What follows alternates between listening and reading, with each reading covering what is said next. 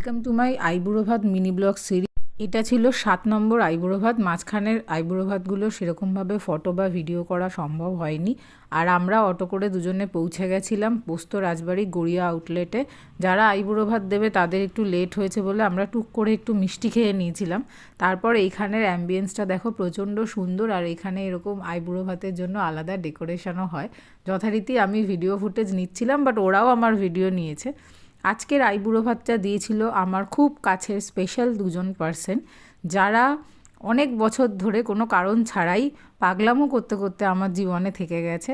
আর এই দুজন পার্সনই বললাম স্পেশাল নয়, খুবই স্পেশাল। এই যে যার মধ্যে একজন হচ্ছে সোহিনী, ভীষণ এক্সাইটেড ছিল ও আমাদেরকে আইবুড়ো ভাত দেবে, আশীর্বাদ করবে বলে।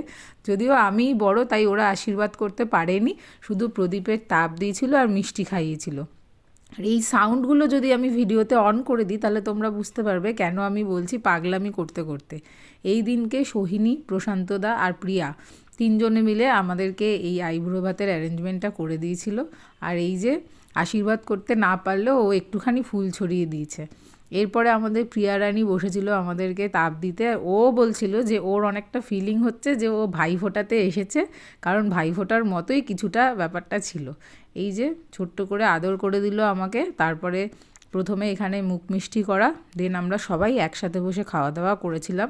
যেহেতু আমি ভেজ খাই, বাকি সবাই নন ভেজ, তাই ডেফিনেটলি ওখানের তোমাদের মেনু কার্ড আমি দেখিয়ে দিচ্ছি। দেন আইবুড়ো ভাত থালি অ্যান্ড অল সব কিছু রয়েছে।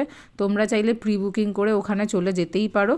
আর অন্যান্য দিন প্রি বুকিং না করলেও হবে, সানডে হলে অবশ্যই প্রি বুকিং করো। ওখানে প্রত্যেকটা খাবার খুব ভালো ছিল। তার থেকেও বেশি যেটা ভালো ছিল আমাদের একসাথে কাটানো মুহূর্তগুলো। এই যে আমরা সবাই, আর দিনটা দারুণ ছিল।